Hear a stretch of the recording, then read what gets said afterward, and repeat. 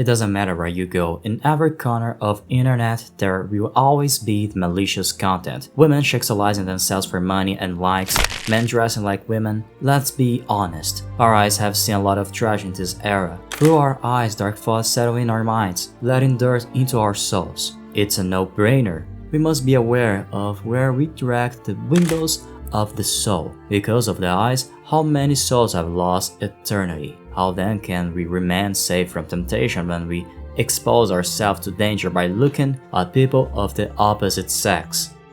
St. Alphonsus Liguori has some advice for this situation. First things first, we must note that not all thoughts are sins. They only become sins when you consent to them. When a bad thought appears, stop it immediately and pray a Hail Mary until it disappears. It is also very important to pray the Rosary every single day. But how can we control our eyes? Keep your eyes cast down whenever possible. If we wish our souls to always have their gaze fixed on heaven, let us keep our eyes always turned towards the earth. Regarding social media, you must unfollow everything that leads you to temptation. Practice modesty of the eyes. Protect them. Don't forget. If a man flees from temptation, God protects him. If he exposes himself to it, our Lord abandons him and he easily falls into temptation. The battle for purity. A lot of men are against the evil of pornography.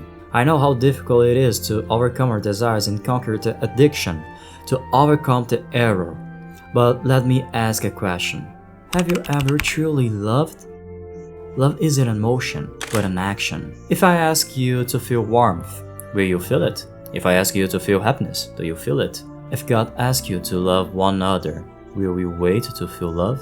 No, love is not emotion, but an act. And if you're addicted to pornography or materialism, and just wish to satisfy your own flesh, you don't really love. What should you do? Pray for those souls. Pray ceaselessly. Because those souls may go to hell if you don't pray. Those women, those men, those children, how miserable it is to use them. Because of you, they might suffer for all eternity, and they will wait for you there. When looking at a woman, try to see the beauty that lies inside her.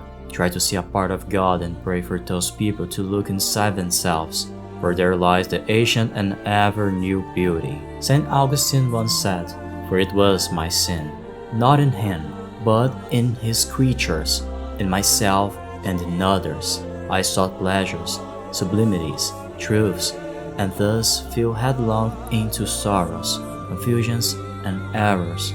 So please do not be afraid to punish your own flesh. Do not be afraid to really love. This is a miserable life, but it's temporary.